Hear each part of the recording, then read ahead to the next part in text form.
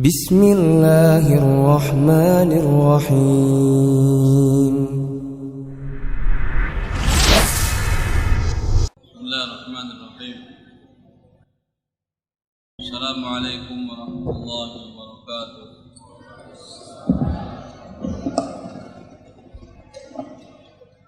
Innal hamdalillah nahmaduhu wa nasta'inuhu wa nastaghfiruhu wa nastahdihi wa natubu ilaih. Asyhadu an la ilaha illallah wahdahu la syarika lah. Asyhadu anna Muhammadan abduhu wa rasuluh. Arsalahu baina yaday sa'ati basyira wa nadhira wa da'iyan ila Allah bi'idnihi wa sirajan munira. Salawatu rabbi wa salamuhu alaihi wa ala alihi wa sahbihi wa man ihtada bihadihi wastanna bisunnatihi ila yaumil qiyamah wa ba'd. Ikhwani wa akhwati fillah, tema kita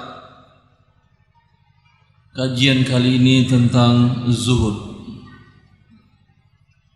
Zuhud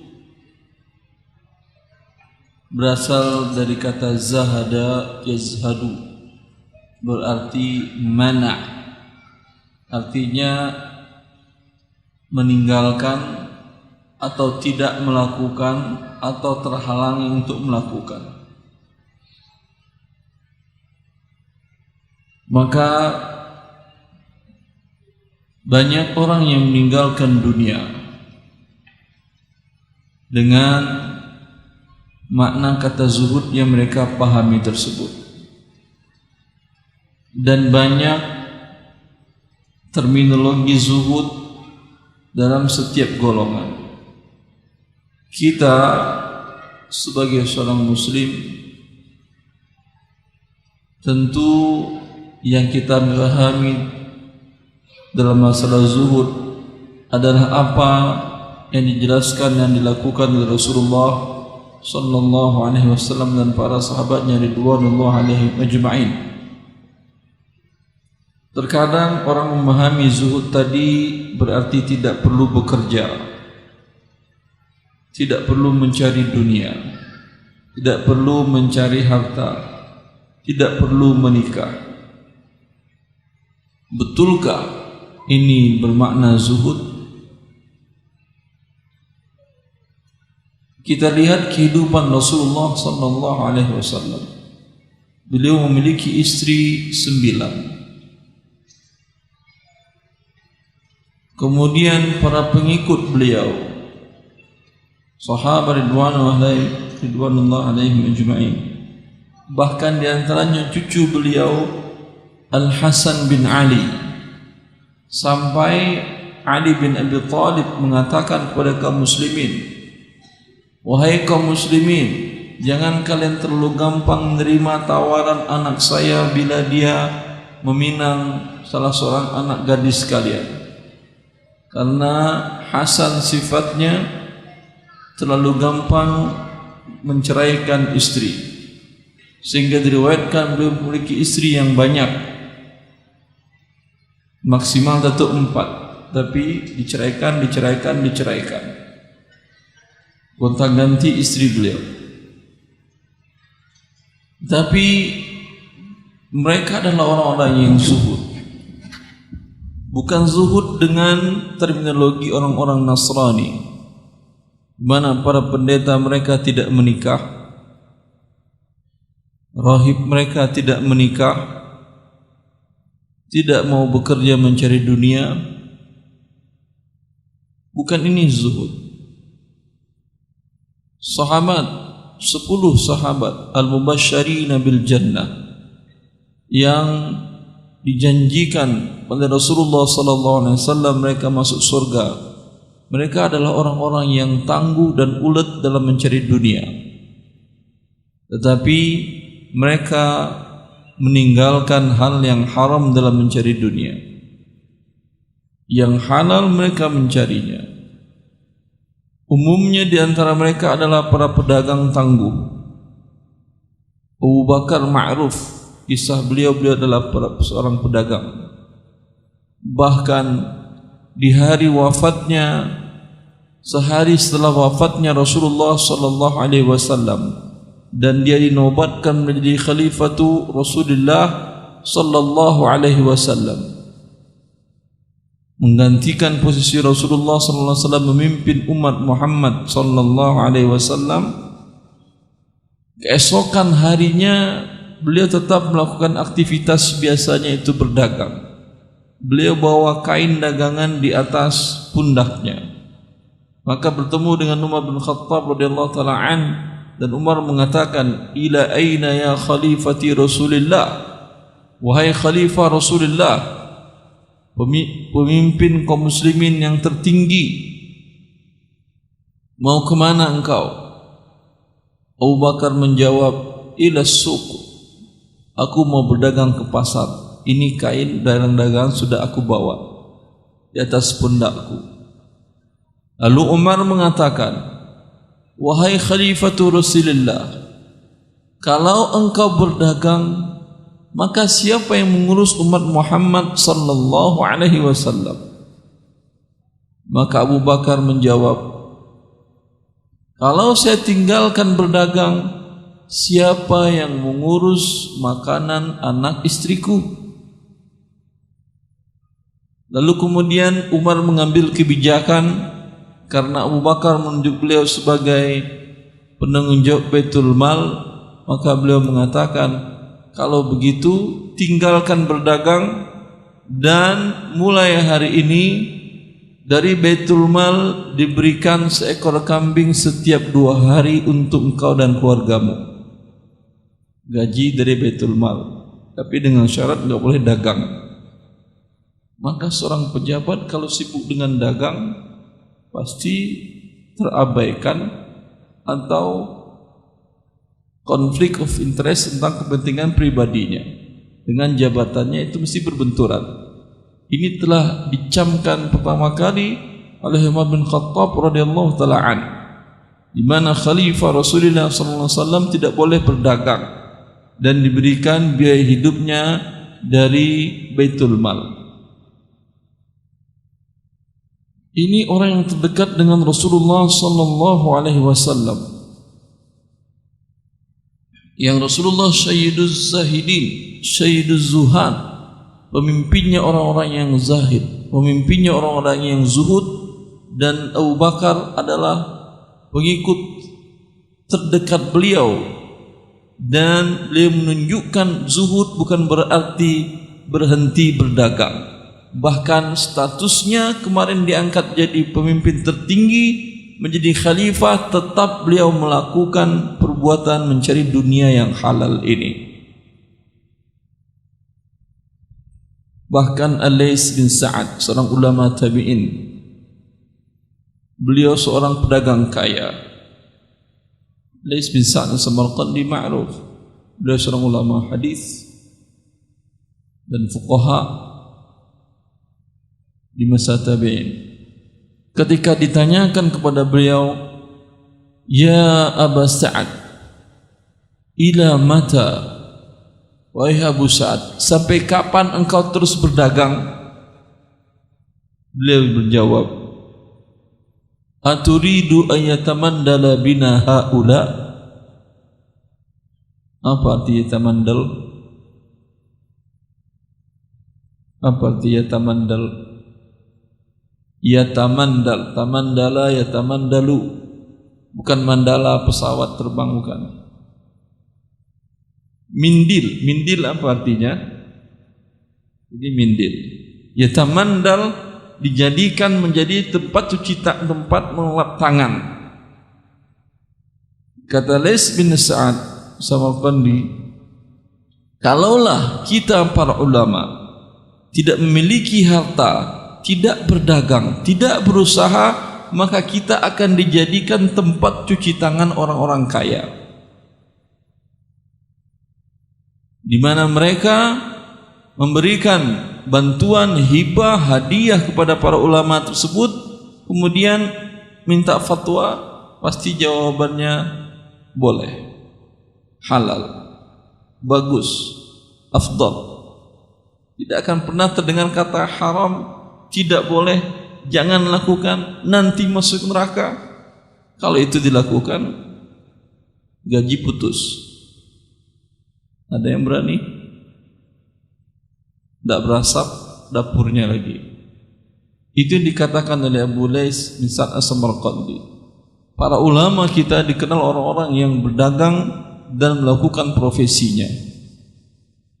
Ibnul Mubarak, sebelumnya para sahabat radhiyallahu alaihim ajma'in, seperti yang saya katakan tadi, 10 dijamin masuk surga tadi umumnya mereka para pedagang. Dimulai dari Abu Bakar, Umar, Utsman dikenal sebagai orang kaya raya, dijamin masuk surga Rasulullah. Ali bin Abi Thalib juga berdagang. Kemudian Abdurrahman bin Auf lebih lagi, ketika beliau wafat lebih 3 juta dinar kekayaan beliau, sekitar lebih dari 100 ton emas. Ini yang zuhud ya akhi, memiliki ratusan ton emas tetapi harta tidak menguasainya. Dia yang menguasai harta. Dia tidak takut memberikan harta ini. Dia pernah mengatakan, berwasiat, kalau saya wafat maka setiap para sahabat Rasulullah SAW yang masih hidup, yang pernah ikut perang Badar, setiap orangnya, setiap jiwa dapat 40.000 dinar. 40.000 dinar berapa kilo itu? 40.000 dikali 4,25 gram. Coba cepat angkanya berapa? Hah?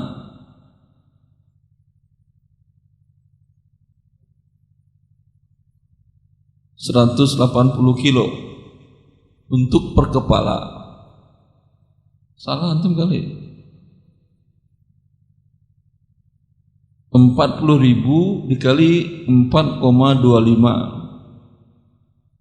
18 kilo berarti 70.000 gram, berarti 17 kilo. Ya 17 kilo lah. Kan 1 kilo 1000 gram, berarti 17 kilo kan? Hah? 170 kilo. Masya Allah, 40.000. Maaf. Iya 40.000. 170 kilo gram emas. Dia punya 3 juta. Segitu belum ada artinya kan ya? Dia punya 3 juta dinar. Itu berapa ton berarti? Sekitar 13 ton lebih emas yang dia punya. Maka terhitung ketika dia wafat lebih dari ada 100 sahabat Rasulullah yang pernah ikut perang Badar yang masih hidup ketika dia wafat. Masing-masing dapat 100 kilo lebih emas. Emas itu akhi, bukan imitasi, bukan kuningan, emas. Emas murni. Ini dia orang yang zuhud. Bukan zuhud itu orang yang malas bekerja, malas mencari dunia, ya, dengan mengatakan dunia akan membelenggu saya. Kau punya dunia dikit, takut dibelenggu dia. Ini yang punya dunia dalam jumlah yang sangat besar bisa menaklukkannya. Permasalahannya adalah permasalahan ketakwaan. Allah tidak memuliakan kita karena kita sedikit harta, juga tidak memuliakan kita karena kita banyak harta, kan, tetapi adalah ketakwaan. Karena banyak manusia dilalaikan dengan banyak harta, juga banyak manusia yang merasa tidak menerima takdir Allah ketika hartanya sedikit. Maka zuhud intinya adalah ar-ridha bima qasamallahu alaik. Engkau ridha dengan apa yang diberikan oleh Allah kepadamu. Anda sudah berusaha maksimal, Allah berikan sedikit, ridha, jangan pernah menggerutu. Anda berusaha dan Allah berikan dunia banyak, redha dengan ini dan bersyukur kepada Allah. Gunakan dia untuk sesuatu yang diredai oleh Allah Azza wa Jalla. Cukup jelas berarti hakikat zuhud jelas. Dan Imam Ibn Mubarak, seorang ulama tabi'in,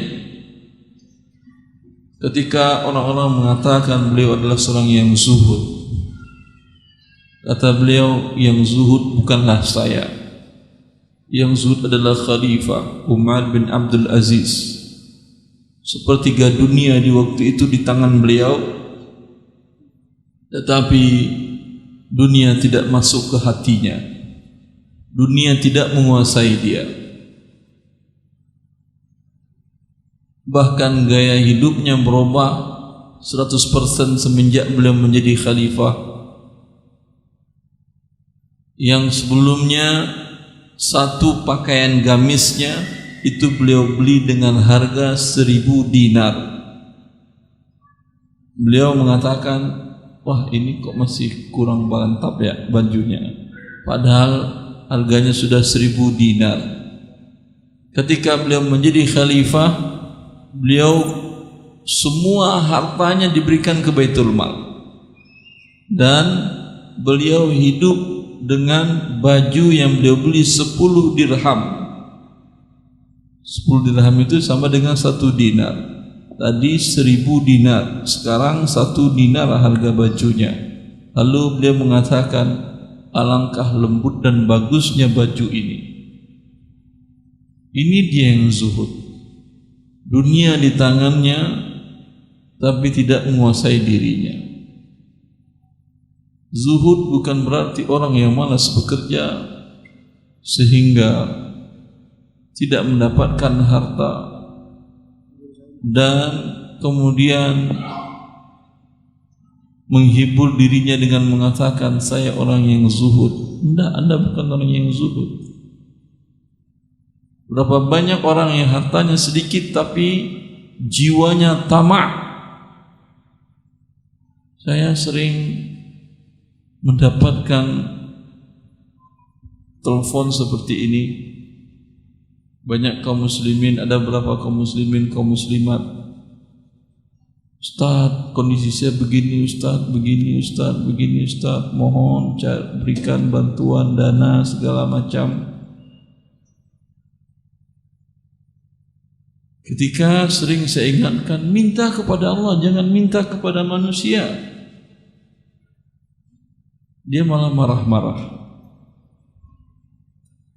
Mana kezuhudannya? Sudah tidak punya apa-apa, punya banyak hutang, tapi bukan menggantungkan dirinya kepada Allah, tidak redha dengan apa yang diberikan oleh Allah kepadanya, menggerutu menghadapi hidup dunia, dan mengadukan apa yang diberikan oleh Allah kepada manusia. Maka permasalahannya adalah permasalahan ketakwaan.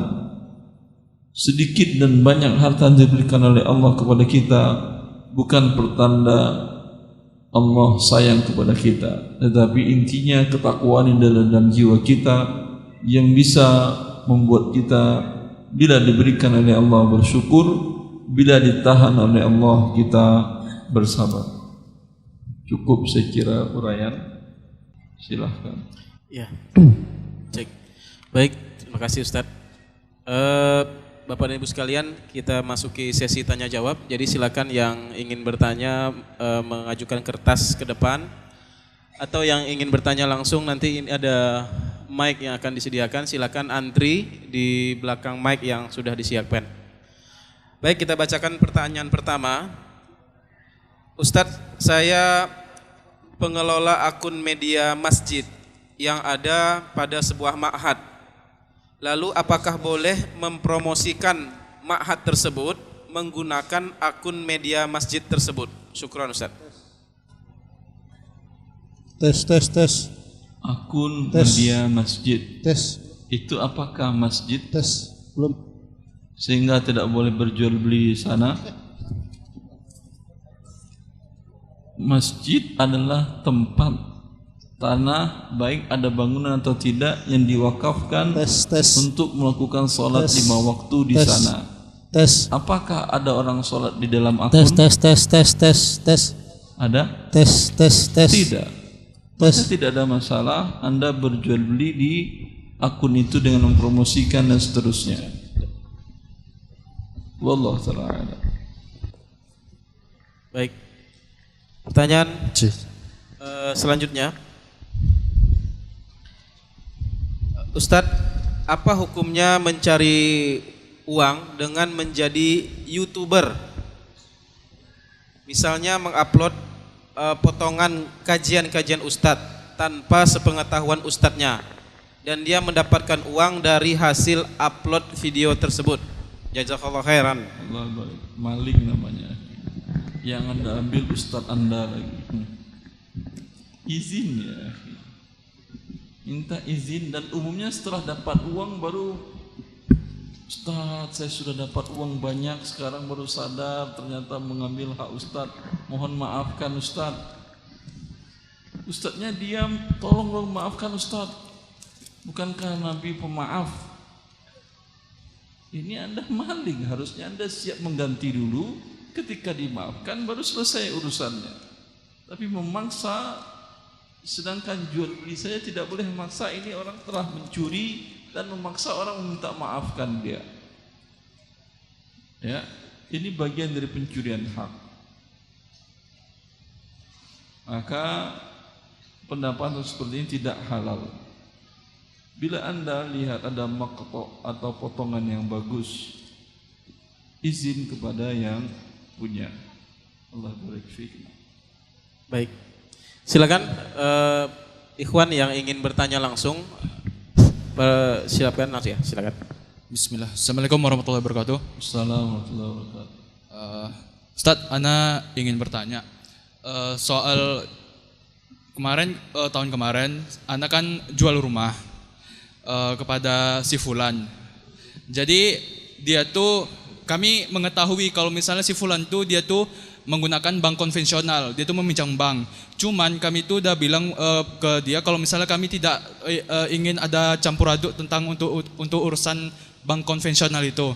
Misalnya ada tanda tangan atau apa gitu dari banknya, kami tidak ingin menandatangani. Mereka bilang iya. Cuman ketika kami sudah selesai, sudah sampai notaris, dari bank konvensional itu ada surat pernyataan, Ustaz. Pernyataan tuh yang ana ingat tuh intinya kalau misalnya si Fulan ini, dia tuh surat pernyataan itu bukti kalau dia tuh memang benar beli rumah dari saya, kan gitu, Ustaz. Jadi saya tanda tangan. Apakah itu termasuk apa kami ada bersekongkolan dalam apa hal riba itu, Ustaz? Kalau misalnya sebentar, tanpa surat itu cair enggak utang ribanya? Kalau misalnya tanpa itu, kayak bank itu nggak percaya kalau misalnya dia tuh. Pertanyaan saya, tanpa tanda tangan Anda cair atau tidak utang ribanya? Saya kurang tahu, kayaknya enggak, Ustaz. Kalau enggak, berarti gara-gara tanda tangan Anda dia berbuat riba. Iya atau tidak? Iya mungkin, iya, Ustaz. Iya. Tapi setahu saya enggak. Walaupun Anda tidak mau tanda tangan, tetap cair uang utang ribanya. Maka jangan tanda tanganin. Kan udah terlanjur, Ustaz. Itu sekarang fasilitas yang saya nikmati sekarang ini hasil penjualan rumah itu apakah haram atau gimana, Ustaz? Halal, insyaallah. Jazakallahu. Satu lagi, Ustaz. Afwan, Ustaz. Saya mau nanya. Saya sudah 2 tahun resign dari Becukai. Terus sampai sekarang saya kan waktu saya resign itu saya belum kerja sebagaimana kesepakatan 3 tahun kerja. Itu kalau misalnya resign sebelum 3 tahun kerja itu saya harus bayar denda, Ustaz, sekitar 35 juta kepada negara. Cuman sampai sekarang negara kan belum menagihnya, Ustaz. Karena kalau misalnya saya mau bayar 35 juta itu untuk ijazah saya, kan gitu, Ustaz. Jadi inti pertanyaan saya, apakah itu wajib saya bayar, Ustaz, selama enggak saya? Tidak, Ustaz. Sesuatu yang haram kemudian ditinggalkan, ya, bahkan secara hukum legal di KUHP 1302 dinyatakan bahwa sebuah transaksi yang haram batal demi hukum.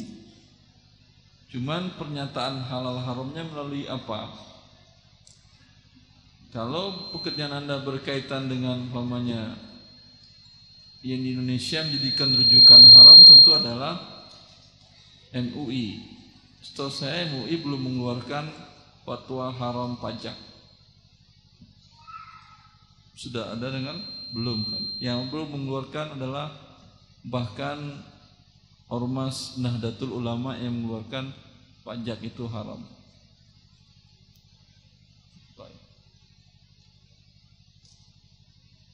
Oke. Baik, kita lanjutkan ke pertanyaan yang tertulis. Ustadz, apakah boleh ketika saya hendak berjualan seperti siwak, minyak wangi atau umroh, saya mendatangkan atau menyampaikan dalil-dalil tentang keutamaannya agar orang mau mengamalkan atau membeli? Apakah ini termasuk jual dalil untuk dunia?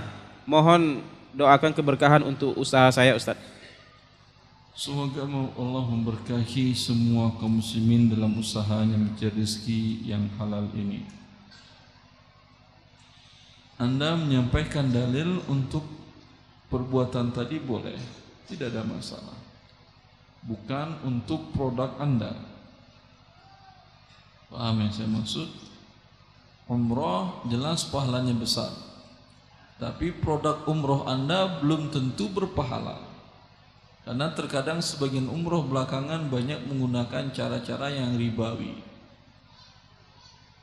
Bahkan haji pun ada yang menggunakan dana riba, dana talangan haji. Itu murni riba. Ya.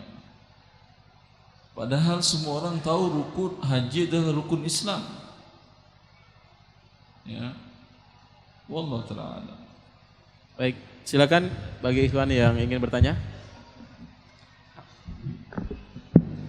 Assalamualaikum warahmatullahi wabarakatuh. Assalamualaikum warahmatullahi wabarakatuh. Ustadz, ana punya usaha yang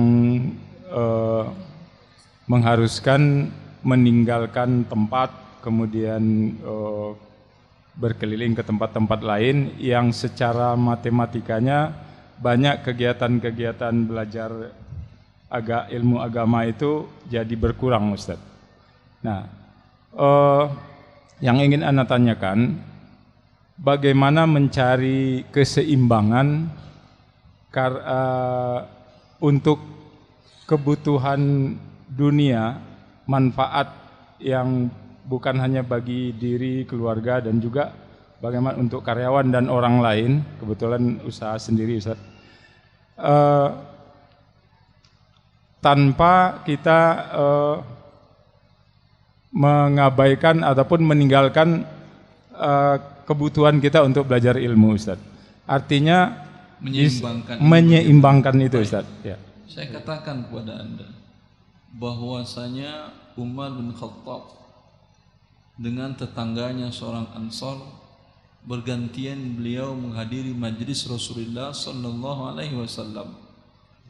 Ketika Umar ke dagang di pasar, maka tetangganya yang hadir di majlis Rasulullah, di mana ada Rasulullah, di sana ada dia.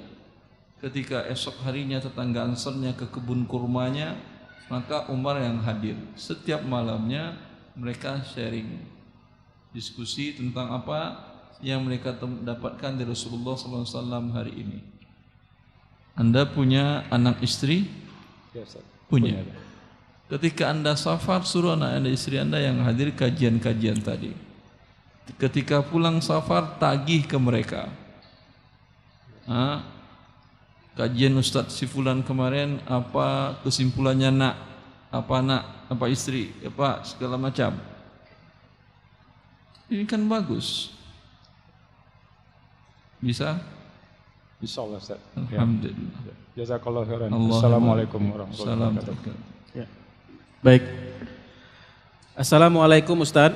Assalamualaikum warahmatullahi wabarakatuh. Pihak sekolah membuat peraturan siswa dilarang membawa HP ke sekolah, dan bila tertangkap maka akan disita dan tidak dikembalikan. Peraturan ini tertulis di buku peraturan yang sudah disepakati atau ditandatangani oleh pihak sekolah dan wali siswa. Apakah ini dibolehkan, Ustadz? Terus diapain sama sekolah? Apa Sita, itu? Iya disita, setelah itu diapain? Dibuang ke tong sampah gitu? tidak disebutkan di sini, Ustadz. Itu yang penting. Dibagi-bagi oleh yayasan atau dijual di pasar? Tidak ada penjelasannya, tidak ada jawaban. Hah? Dijual ke siapa? Dijual ke pasar loak. Barang second dijual ke sana. Baik. Adukan sekolah tadi ke polisi. Jangan ke ustadz ngadunya tuh. Ngambil handphone harganya 5 juta dengan cara seperti tadi. Yang ada Anda ambil dari anaknya, berikan kepada orang tuanya, ingatkan orang tuanya. Karena al-gharamatu bil mal, sanksi dengan harta itu umumnya para ulama madhab mengharamkannya kecuali yang menerapkannya adalah waliul amr. Waliul amr itu adalah pemerintah. Ya, karena dengan demikian bisa menyebabkan orang memakan harta manusia dengan cara yang batil. Nanti sekolah mengatakan biar anak Anda belajar hidup mandiri dan sederhana dan zuhud, tidak boleh diantarkan pakai kendaraan pribadi, harus naik angkot. Siapa yang datang diantar pakai pribadi, maka mobilnya disita oleh sekolah. Setuju, setuju. Masya Allah, mobilnya dapat Lexus, dapat Land Cruiser, Masya Allah, dapat Innova, dijualnya, dibuatnya untuk di bangunan sekolah. Nanti ketika anak-anak mendaftar pun tetap ada uang pangkal, uang pembangunan. Padahal tadi sudah dibangun pakai uang handphone, pakai uang jual mobil, jual motor dan segala macam. Ini kezaliman di atas kezaliman. Tapi penyelesaiannya bukan di kajian, di pengadilan, bawa sana dia ke polisi. Oke. Nah, silakan bagi ikhwan. Ya, bagi akhwat kita minta pakai tertulis ya, karena memang mic-nya tidak tersedia untuk akhwat. Jadi silakan dituliskan pertanyaannya. Silakan ikhwan yang ingin bertanya langsung. Assalamualaikum warahmatullahi wabarakatuh. Waalaikumsalam warahmatullahi wabarakatuh. Bismillah, alhamdulillah. Ustaz, Ana termasuk sering baca buku antum Muamalah Kontemporer yang cetakan ke-13. Cuman Ana 13. Sekarang sedang akan terbit ke-20. Ana penjualnya dulu, Ustaz. Masya Allah. Yang Ana masih bingung, Ustaz, mengenai akad multi jasa, Ustaz. Multi jasa. Iya, karena Ana sendiri ingin menerapkan itu, cuman masih takut karena ada beberapa hal yang masih membingungkan. Khawatirnya itu terjerat riba, Ustaz, karena kan orang itu nanti akan membeli jasa. Misalnya saya ingin kuliah kan, orang itu akan istilahnya membooking, kemudian nanti dia jual ke Ana, begitu kan Ustaz kan? Sebentar saya jelaskan. Kasus yang real yang pernah saya tanganin BMT Muhammadiyah di Yogyakarta. Di Yogyakarta Universitas Muhammadiyah universitas favorit. Kemudian BMT-nya juga bukan BMT kecil. Mereka memiliki modal lebih dari 100 miliar. Ini yang BMT 100 miliar. Kemudian selama ini kegiatannya selain di pasar-pasar, ya, pembiayaan untuk para pedagang kecil, juga pembiayaan mahasiswa yang orang tuanya tidak mampu membayar uang kuliah dengan cara tunai. Apa yang mereka lakukan sebelum mereka meminta klarifikasi penjelasan secara akad syariahnya adalah mahasiswa yang tidak mampu datang ke BMT lalu diberikan uang oleh BMT. Nanti dibayar, ini sebentar, ini yang salahnya, jangan catat, ini yang salah. Kan saya katakan ini yang terjadi sebelum saya perbaiki. Ya, itu yang salah. Ya, jangan yang catat nanti. Yang salahnya selesai catat, ketika catat yang benarnya Anda sudah capek. Nah, Ustaz, jazakallahu khairan. Maka diberikan uang kepada mahasiswa untuk bayar uang kuliahnya. Nanti mahasiswa bayar berlebih dengan cara mencicil. Maka ini murni riba jahiliyah. Lalu mereka bertanya, bagaimana Ustaz yang halal? Yang halalnya Anda beli kursi ke universitas. Beli kursi, seat. Perkirakan, umpamanya kan Anda bisa sebelum semester awal semester masuk, sebulan atau 2 pekan sebelumnya Anda tanyakan pada mahasiswa yang ingin mendapat pembiayaan, silahkan mendaftar dahulu, isi formulir. Anda hanya sekedar untuk mengetahui tapi tidak ada akad di sana. Anda hanya ingin mengetahui berapa orang, fakultas teknik berapa, kedokteran berapa, kemudian pertanian berapa, kemudian FK berapa, dan segala macam berapa yang tidak mampu membayar. Lalu Anda beli kursi itu sebelum masuk semester. Sebelum semester masuk, beli kursi ke pihak universitas. Untuk fakultas ini kami beli kursi seat umpamanya 8, ini 7, ini 10, ini 9, ini segala macam. Jelas? Setelah Anda beli, baru Anda tawarkan kepada mahasiswa-mahasiswa yang ingin membayar dengan cara mencicil. Sama ini kalau dalam umroh, Anda beli dulu ke travel, 1 seat atau 2 seat atau 3 seat. Nanti setelah menjadi milik Anda jual kepada orang yang mau beli itu dengan cara mencicil. Belinya ke travel. Sebentar. Sama juga umpamanya Anda beli tiket pesawat Garuda atau tiket bus ke Pekanbaru Padang. Setelah Anda pegang, Anda jual dengan cara mencicil, ini boleh. Karena yang Anda berikan kepada dia adalah jasa, bukan uang. Nah, Ustaz, cuman kendalanya di BMT atau pemodal, mereka khawatir rugi kalau membeli secara tunai. Kalau kan? khawatir rugi, jangan pengen dapat untung Anda. Apakah bisa itu dengan akad BMT ke pihak umrohnya dengan akad khiyar, Ustaz? Bisa, tapi tetap juga ada risiko. Yang namanya dagang ingin risiko. Bahkan Syekhul Islam Ibnu Taimiyah mengatakan para pedagang itu adalah para mukhatir. Mukhatir itu adalah orang yang penghadang risiko. Kalau enggak mau risiko, jangan hidup. Berdiri begitu juga ada risiko Anda kan ya. Saya duduk di sini juga ada risikonya. Risiko kena ain, kena segala macam, dan banyak risiko namanya hidup. Jelas? Belum, Ustaz. Belum. Masih ada. Pertama Anda beli dulu. Ya. Kemudian dalam kasus Muhammadiyah tadi, ini BMT kan milik Muhammadiyah. Paham? Paham. Maka mereka mengatakan siap kalau begitu, Ustaz. Nggak boleh Sebentar dulu. Siap kalau begitu. Cara mengurangi risiko bagaimana? Seperti yang tadi. Ini kan sudah beli tiket, beli seat. Ternyata untuk fakultas teknik kimia umpamanya yang laku cuma 7. Tadi sudah dibeli 10, pada sisa 3 kan ya. Sisa 3 dikembalikan ke kampus, minta uangnya lagi. Minta di awalnya khiyar syarat. Selama 1 bulan umpamanya, kalau tidak ada mahasiswa yang beli, bisa dikembalikan lagi oleh pihak universitas. Jelas sekarang? Baiklah, Ustaz. Bisa atau tidak? Ya bisa. Cuma poin yang ingin saya tambahkan, Ustaz, mengenai pendapat Imam Syafi'i yang membolehkan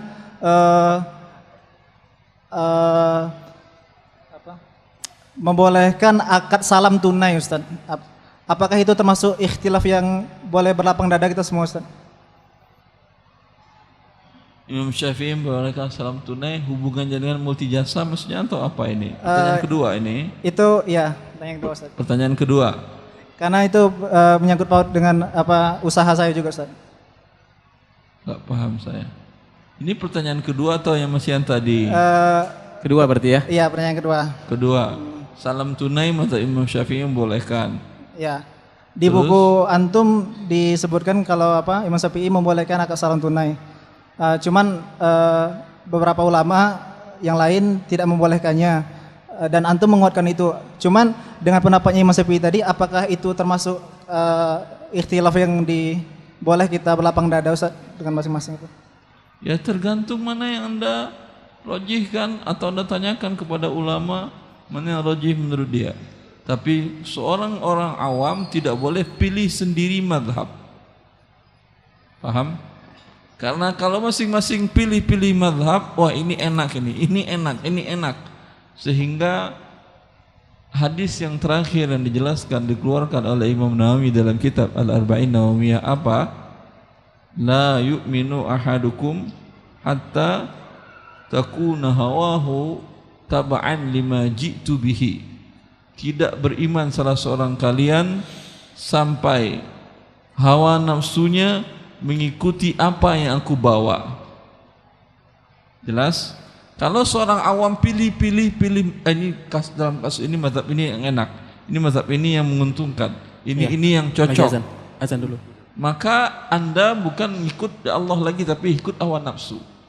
Jadi tetap harus nanya kepada Ustaz. Maka Anda tanya kepada Ustaz yang menurut Anda aman agamanya, mengerti syariat Allah dengan baik dan tidak mengikuti hawa, maka apa yang dia ucapkan dengar dan lakukan sehingga Anda selamat dari mengikuti hawa nafsu. Nah, insyaallah.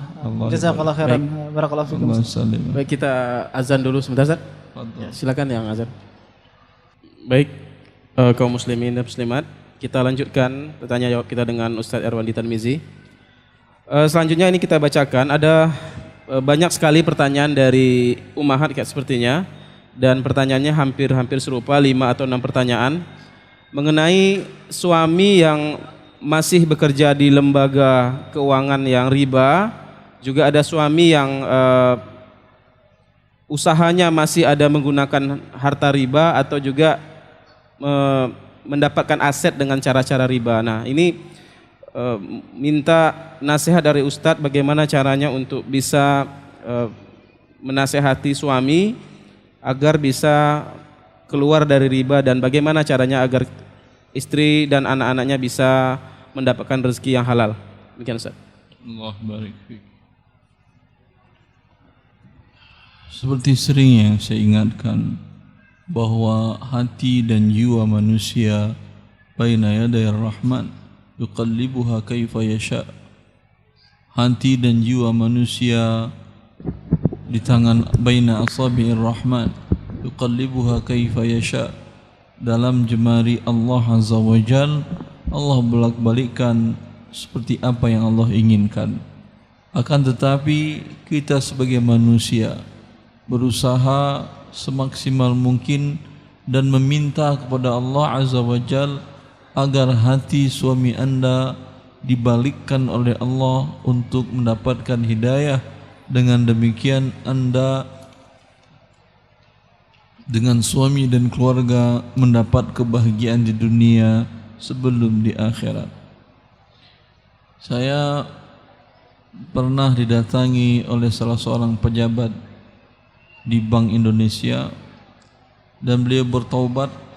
Subhanallah, resign beliau dari posisi sebagai pejabat besar di Bank Indonesia tersebut berkat dorongan istrinya, dan dia datang ke tempat saya bersama istrinya. Kedua-duanya terharu ketika mereka mengambil keputusan untuk resign dari posisi jabatannya di Bank Indonesia tersebut, dan kemudian hidup seperti manusia lainnya, mencari yang halal dari rezeki Allah Azza wa Jalla ini.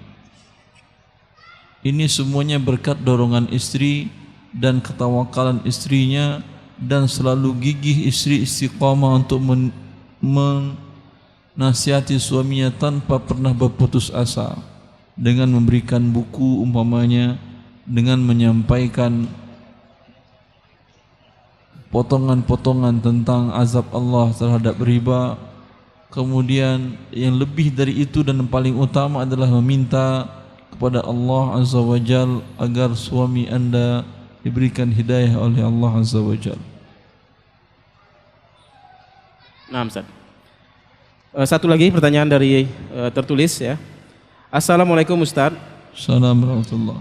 Ana ingin bertanya bagaimana jika kita mempunyai online shop lalu membeli followers sehingga followersnya bertambah banyak. Bagaimana hukumnya kita membeli followers tersebut supaya terlihat banyak pelanggannya, Ustaz?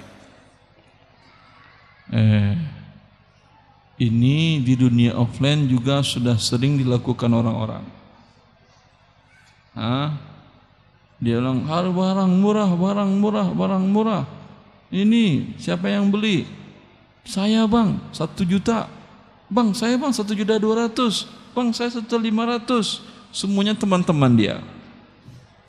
Iya atau tidak? Iya. Ini di offline. Sekarang pindah mereka ke online dengan cara menjual para followers tadi. Dia beli dari orang per kepala, jual beli orang boleh.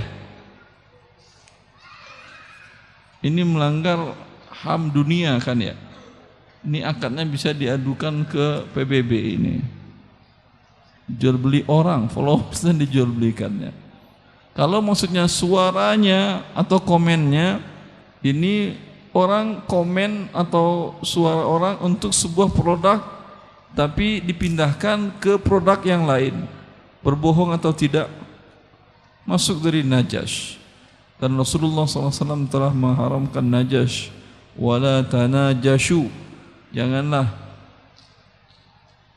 seorang kalian menawar barang dengan harga lebih tinggi padahal dia tidak ingin membelinya, hanya kelihatan banyak orang yang belanja, banyak orang yang beli. Ini bagian daripada kebohongan. Nah, Ustaz. Baik, silakan. Bismillahirrahmanirrahim. Assalamualaikum warahmatullahi wabarakatuh. Assalamualaikum. Ini ada pertanyaan untuk 2 kasus, Ustaz. Pertama, kasusnya berkaitan dengan kita sebagai karyawan swasta atau yang mungkin yang negeri yang lain. Gaji kita per bulan suka ditransfer ke rekening bank konvensional. Suka ditransfer atau memang? Bukan ditransfer maksudnya. Ya. Dipastikan ditransfer. Kemudian kasus yang kedua, ini kasus yang dari saudara saya. Dia melakukan jual beli online. Kepada si konsumen disediakan bank syariah untuk transfernya, tapi karena terjadi permasalahan untuk transfer, makanya dia lari ke rekening bank yang konvensional itu. Jadi kondisinya rekening bank konvensional untuk transfer gaji, Ustadz, sama transfer penjualan online, kita udah minta ke pihak bank untuk dihapuskan bunganya. Dan pihak bank memang menyetujui. Jadi bunga dari uang masuk dari gaji maupun dari online tidak dimunculkan, dihapuskan. Apakah yang jadi pertanyaan, apakah dengan tidak kita lepas dari rekening bank tersebut kita masih berkecimpung dengan proses riba atau tidak, Ustadz? Yang jelas uang Anda digunakannya untuk kredit riba kepada nasabah yang butuh kredit. Apakah tanpa uang Anda ini mereka tidak bisa melakukan kredit riba? Tapi karena ada uang Anda mereka lakukan kredit riba. Maka ini hanya boleh dalam keadaan darurat. Ketika pihak perusahaan Anda mengatakan gaji hanya akan ditransfer ke rekening bank ribawi. Anda sudah tawar ke bank syariah, dia tidak mau. ya. Ya, dalam kondisi ini boleh Anda buka, dan memang harus dibuka di yang bank ribawi tadi dan minta nolkan bunga ribanya. Ya, dihilangkan. Adapun bisnis online, apakah darurat Anda harus pakai bank ribawi? Sebetulnya udah disediakan bank syariah, cuma konsumen bisa syariah, bisa tidak kan ya? Ada yang bisa, ada yang tidak bisa konsumennya gitu. Jadi otomatis konsumen larinya ke bank konvensional itu sendiri. Ada konsumen tidak bisa transfer ke bank syariah? Saya nggak yakin. Memang ini yang online itu kasus titipan dari saudara.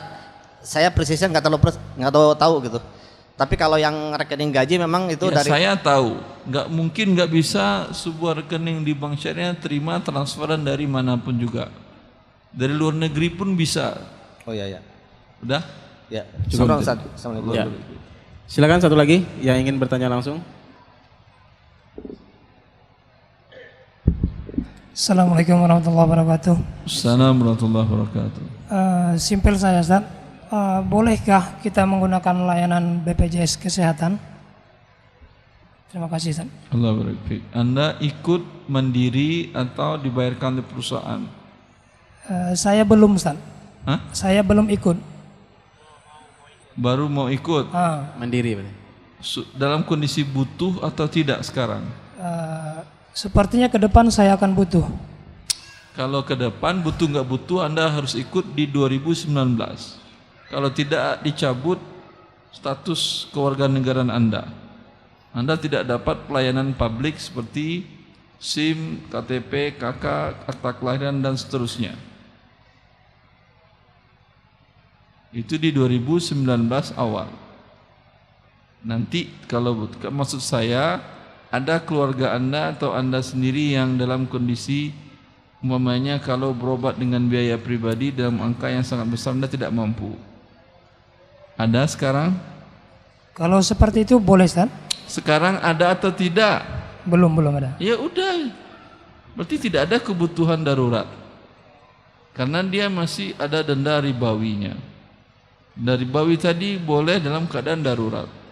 Atau dipaksakan oleh negara, itu makanya nanti 2019.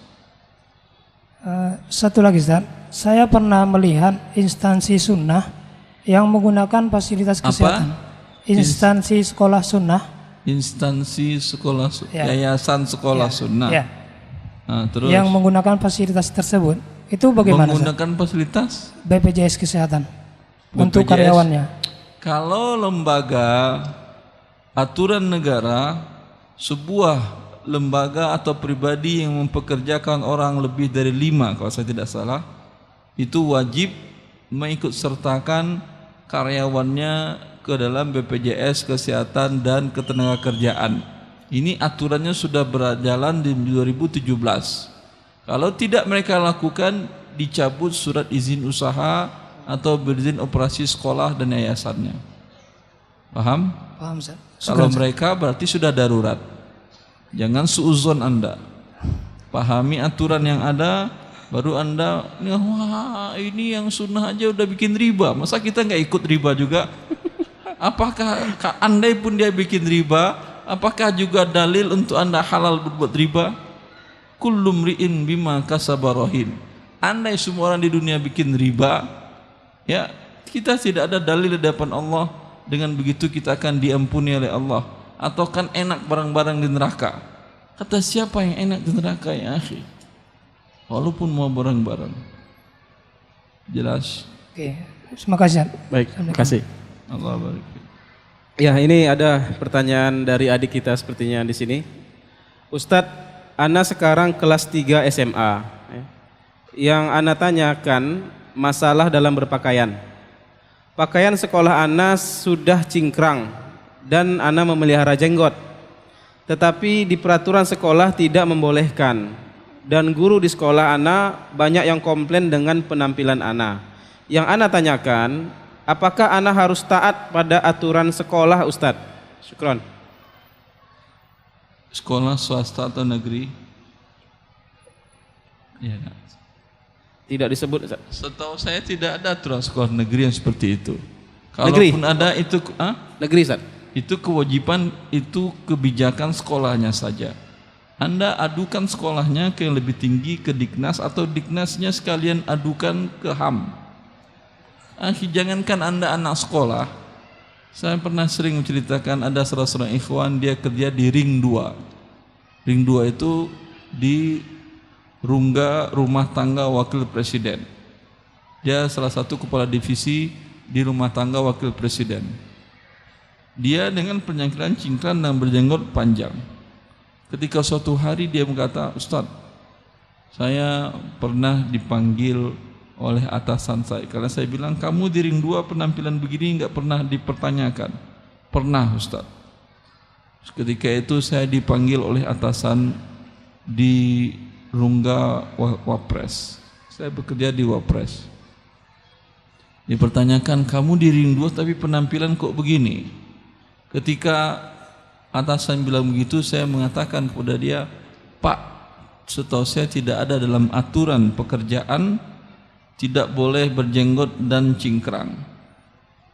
Kalau Bapak mempermasalahkan ini adalah masalah HAM, Bapak akan saya adukan ke HAM. Oh, diam, udah jangan. Tutup masalahnya. Angkat kasusnya ke HAM, tutup sekolah Anda nanti. Tapi mau sekolah di mana lagi setelah itu? Baik. Tidak ada masalah. Sekolah dengan baik, ya. Allah. Baik. Pertanyaan selanjutnya. Assalamualaikum Ustaz. Assalamualaikum. Bagaimana hukum membeli suatu barang berupa barang yang halal tapi tempat penjualannya di tanah wakaf masjid Ustaz? Maksud di tanah wakaf masjid ini apa? Di parkirannya? Mungkin di pekarangan ya. Pekarangan masjid dibuat bukan untuk berjualan, tapi untuk orang, memudahkan orang lewat dan memudahkan orang untuk parkir. Ya atau tidak? Bila ada yang berjualan di sana, saya membaca salah satu buku karangan ulama mazhab Hanafi, Burhanuddin Al-Hanafi, beliau wafat pada tahun 635 Hijriah. Sudah 800 tahun yang lalu kurang lebih. Dalam bukunya Al-Muhyitul Burhani, buku fikih dalam mazhab Syafi'i, di sana beliau menjelaskan ada perbedaan ulama mazhab Hanafi tentang berjualan dan membeli dari orang yang berjualan di jalan. Sebagian pendapat mazhab kami, ulama mazhab kami, syekh kami, boleh dengan syarat jalannya lebar. Sebagian lagi mengatakan tidak boleh karena ini digunakan untuk jalan bukan untuk berjualan.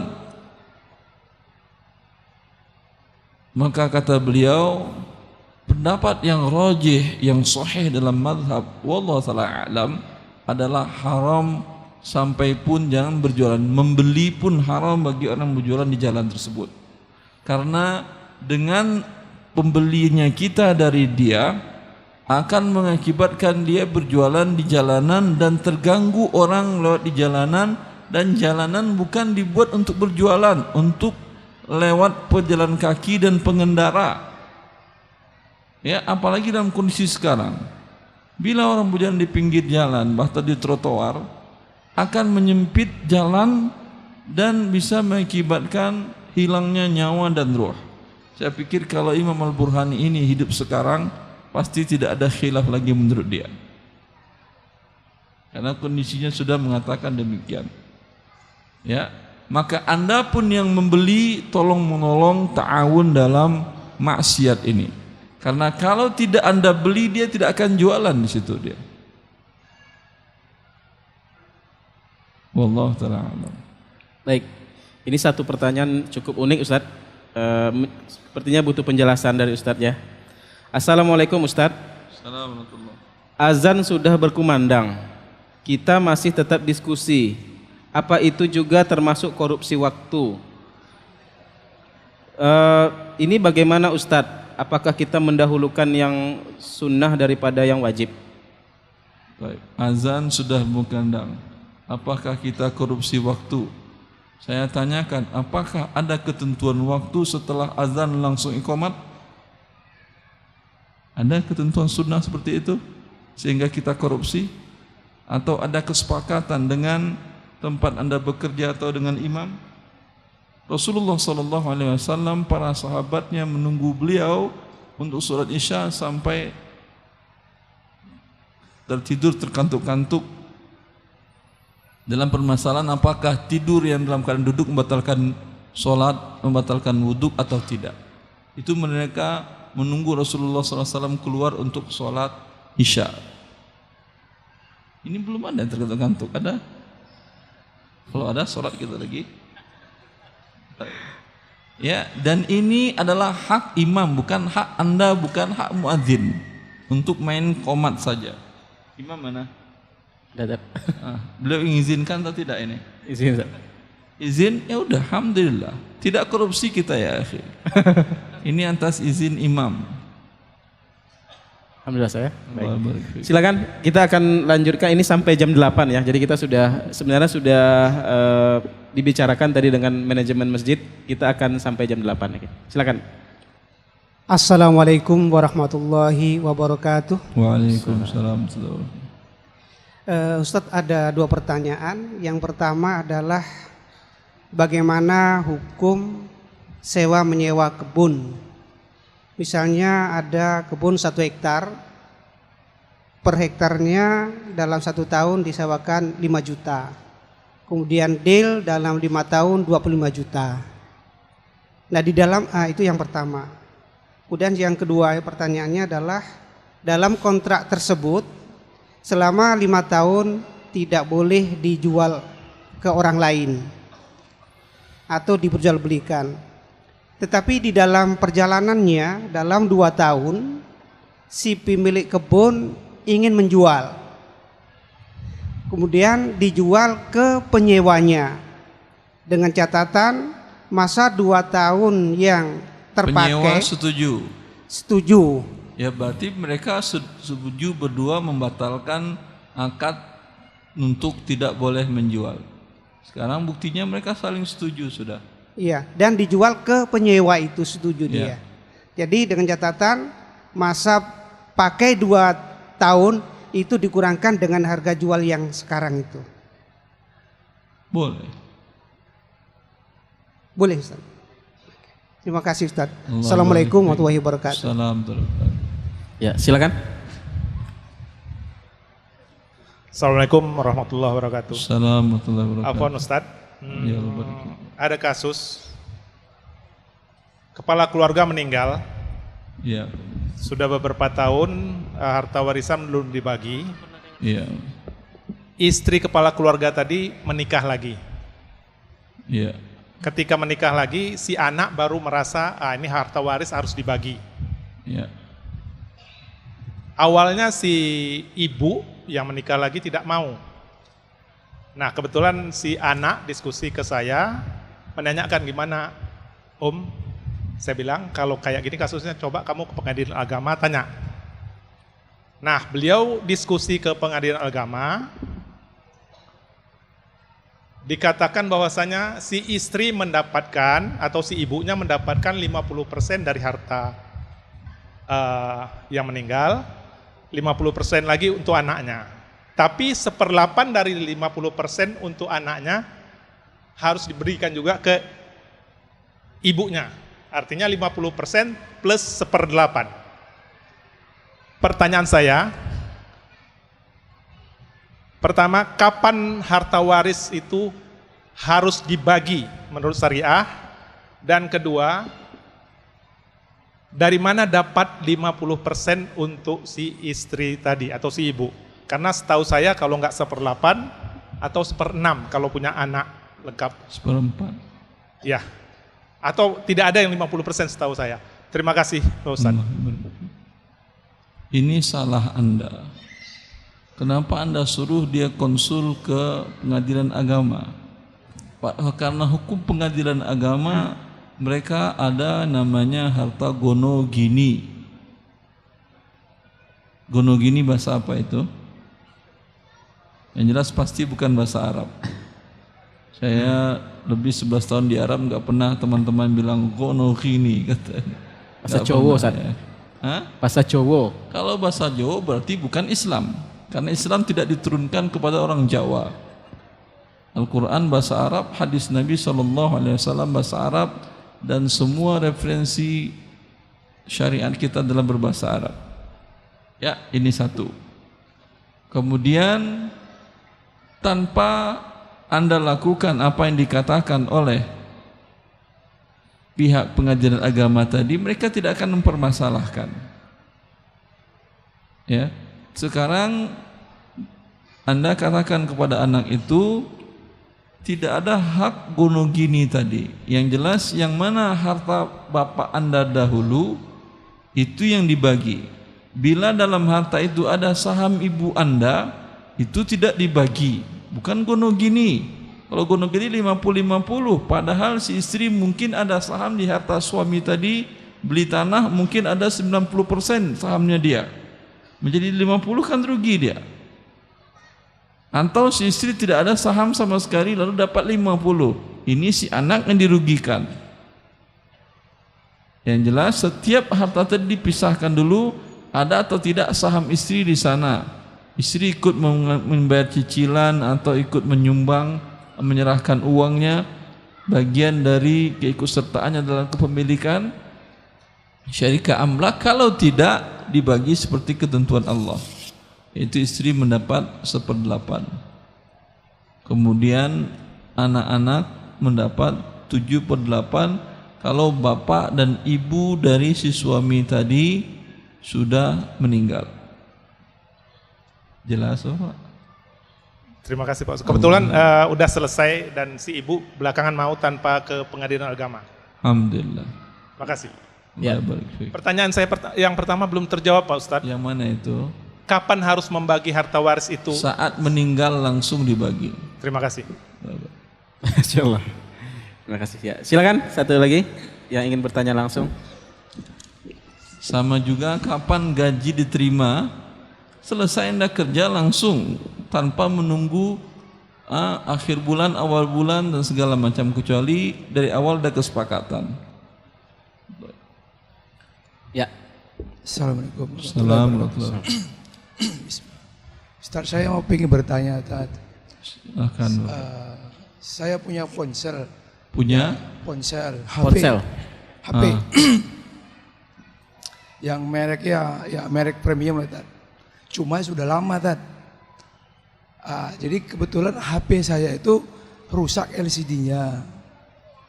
Saya bertanya kepada service center, sudah tidak diproduksi lagi, Tan. Ada 3 service center yang resmi. Setelah saya bertanya, tidak diproduksi lagi. Kebetulan saya masih pengen pakai HP tersebut atau ponsel tersebut.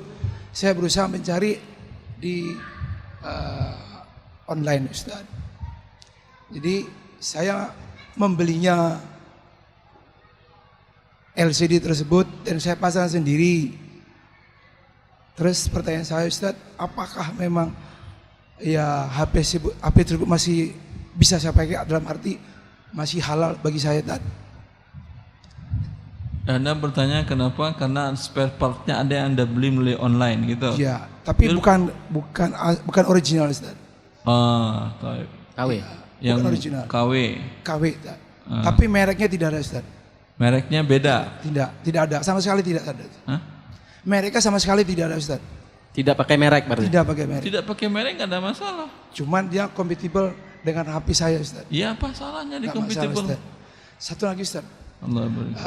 Saya Yang kebetulan- KW itu dia mencuri branding mereknya. Satu lagi, Ustaz. Ya. Saya kebetulan punya mobil, Ustaz. Masya Allah. Remote controlnya, casingnya rusak, Ustaz. Apa? Remote controlnya, casingnya rusak, Ustaz. Casing Casingnya remote. rusak. Casingnya rusak. Ya. Casingnya rusak. Jadi saya mencari ke dealer, tidak diperjualbelikan, tidak diproduksi. Kebetulan di online ada, Ustaz. Saya beli, Ustaz. Bagaimana, haram nggak atau KW halal, Ustaz? juga atas KW, kita. Ustaz. KW, Ustaz. Alhamdulillah nggak ada masalah. Tidak ada masalah, Ustaz. Kalau tidak ada merek yang sama tadi. Satu lagi, Ustaz. Suka beli online berarti Pak ya? Masya Allah. Sekarang laptop. Bukan. Bukan. Terus. Satu lagi, Ustaz. Saya kebetulan dari usia muda, saya seorang pengusaha, Ustaz. Masya Allah, tabarakallah. Tapi sebelum saya hijrah, Ustaz, saya ataupun modal saya bercampur baur dengan dana riba, Ustaz.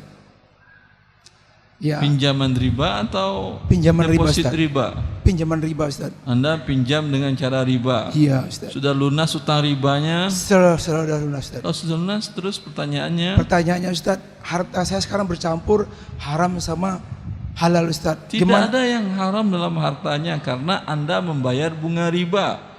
Yang harus bertobat dikeluarkan uang itu kalau Anda dapat uang riba. Seperti Anda deposito riba dapat bunga, kalau bertobat ini ia uangnya diberikan ke fakir miskin. Tapi kalau Anda yang bayar bunga riba karena pinjam permodalan dari bank riba tadi, ya ketika Anda bertobat uangnya halal. Kecuali mazhabnya Syafi'i. Kalau Syafi'i ya tidak halal. Antum mazhabnya Syafi'i atau bukan?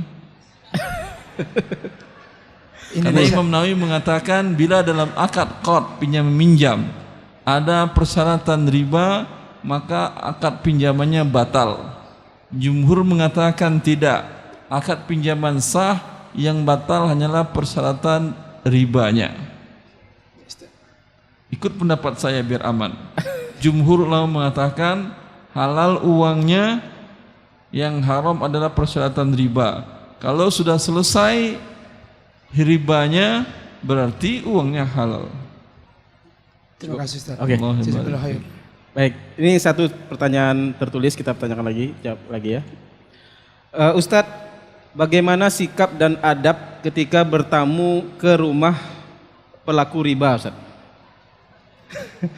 Bolehkah kita tidak memakan hidangannya? Atau sebaiknya dimakan? Bertamu kepada tempat ribawi atau orang yang pelaku riba, adab dan kewajiban Anda memberikan dia pengetahuan bahwa Allah telah mengharamkan riba. Saya alhamdulillah ketika pulang di tahun 2012, beberapa ikhwan yang bekerja di bank riba di Jakarta minta kajian zuhur. Saya berikan kajian bulanan. Kajian bulan pertama mulai goyang mereka. Bulan kedua sudah gemetar. Bulan ketiga resign 23 orang dari kantor cabang riba tersebut. Bulan keempat pihak HRD-nya bilang tutup kajian ustadz yang itu. Nanti tutup bank kita jadinya. Ini kewajiban kita sebagai muslim beritahu muslim yang lain. Karena kemungkinan dia tidak tahu. Karena dia lihat dahulu ini adalah pekerjaan profesi yang memiliki prospek yang cerah, masa depan yang aman, tapi ternyata masa depan yang paling menakutkan karena tantangannya adalah api neraka Allah. Wa man 'ada fa ulaika ashabun nar hum fiha khalidun. Siapa yang kembali berbuat riba, maka mereka adalah penduduk neraka. Yang lebih parah dari itu adalah dengan perbuatannya ini dia berarti perang melawan Allah. Fa illam taf'alu fa'dhanu biharbin minallahi wa rasulih. Bila kalian tidak bertaubat, berarti kalian menyatakan perang melawan Allah dan Rasulnya. Yang Anda lawan ini ya akhi, yang kita baca dalam ayat kursi, wasi'a kursiyyuhus samawati wal ard, bahwa kursi Allah itu lebih besar daripada langit dan bumi. Kursi di dalam bahasa Arab bukan ini. Kalau ini namanya singgasana arsy. Kursi tempat kaki. Ketika Rasulullah menjelaskan bahwa besarnya kursi, menjelaskan, menafsirkan wasi'a kursiyyus samawati wal ard, kursi tempat kaki raja-raja, ya, kursi milik Allah itu dibandingkan dengan alam semesta, langit dan bumi yang ada ini, langit dan bumi bagaikan satu lingkaran dari rantai dibuang di tengah padang yang luas. Skala kecil sekali. Dan perbandingan kursi dengan arsy Allah lebih besar dari itu. Lalu Anda yang mau perang itu pakai senjata apa melawan Allah yang maha besar itu? Nuklir yang ada di bumi ini semuanya dimiliki manusia, tidak akan membuat bumi ini bergoyang gempa, tidak.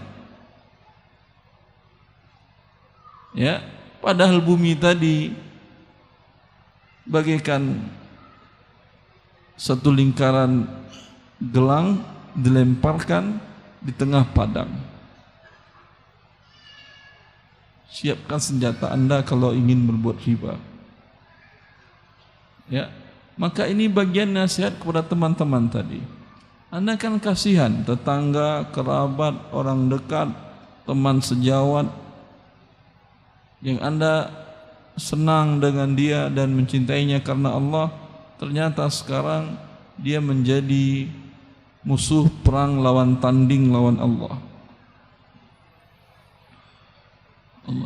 Bagaimana dengan makanan tadi, Ustaz? Setelah Anda nasihati kepada dia, bilang ini makanan bawa ke dalam. Saya bawa makanan lebih enak dari di mobil saya. Mari kita makan bareng, ini insyaallah halal. Ada? Apalagi air minumnya, bawa air galon Anda taruh di sana. Zam-zam sekalian. Ini zam-zam saya bawa ya supaya kalian cepat bersih dari image riba kalian. Kalau perlu mandikan kepala kalian agar kepala yang panas tadi yang berisi riba hilang ribanya. Ya. Mudah-mudahan ini peringatan bagi para pelaku riba ya. Segera hijrah. Satu pertanyaan terakhir ya, karena kita waktunya sudah hampir habis. Singkat saja, silakan. Assalamualaikum warahmatullahi wabarakatuh. Waalaikumsalam warahmatullahi wabarakatuh. Ustadz, saya punya ini, dulu saya sempat ngambil motor kredit di showroom dan itu dulu enggak dikejarnya, Anda ambil motornya? Maksudnya ngambil cicilan, Ustadz. Beli dengan cara riba, Ustadz. Kredit. Anda beli dengan dia. Ya. Kemudian uang kurang. Atau Maksudnya tunai Anda beli? Kredit, Ustaz. Tidak tunai. Tidak tunai. Berarti Anda pergi ke pihak lembaga keuangan atau pihak showroom itu yang menyediakan leasingnya? Langsung pihak showroom, Ustaz. Terus? Dan itu saya lakukan waktu itu saya belum tahu hukumnya riba, Ustaz. Terus? Nah, jadi sekarang motor itu sudah hampir lunas. Tapi saya baru tahu hukumnya itu riba, Ustaz. Jadi bagaimana keadaan hukumnya motor itu, Ustaz? Lunasi cepatnya hutang tadi dan masalah motor halal. Dan apakah motor itu jika saya angsur dalam misalnya keadaan terlambat gitu, Ustaz, ada denda ribanya, itu bagaimana, Ustaz? Apa saya harus bayar tepat waktu terus atau boleh jika saya terlambat, Ustaz? Sekarang kan Anda tahu itu riba. Kalau Anda punya uang cukup untuk membayar sisanya, lunasi sekarang juga. Punya atau tidak? Tidak punya, Ustaz. Tapi terkadang saya bayar per bulan itu terlambat, Ustaz. Iya, sekarang kan Anda mau tobat kan ya? Iya, Ustaz.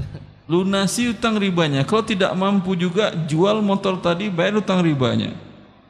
Beli motor yang lebih murah. Baik, jazakallahu khair, Ustaz. Satu lagi, Ustaz. Ini simpel, Ustaz. Apa hukumnya mengupload video ke YouTube yang diiklankan sementara iklan di YouTube itu tidak bisa difilter, ada iklan seperti rokok, iklan alat kontrasepsi, walaupun ada iklan-iklan yang baik juga, Ustaz. Kalau tidak bisa difilter berarti ada syubhat, jangan. Baik, Ustaz. Jazakallahu khair. Allah barik fiik. Ya, baik. Bapak dan Ibu kaum muslimin dan muslimat, tadi adalah pertanyaan terakhir ya. Jadi masih ada kesempatan banyak. Jadi silakan nanti datang ke kajian Ustaz Irwandi yang kita laksanakan insyaallah besok subuh di Masjidil Jannah dan juga ada di beberapa masjid lainnya. Dan jangan lupa langsung antri nanti ke mic yang disiapkan. Baik, mungkin ada yang tutup, Ustaz. Subhanakallah. Assalamualaikum warahmatullahi wabarakatuh.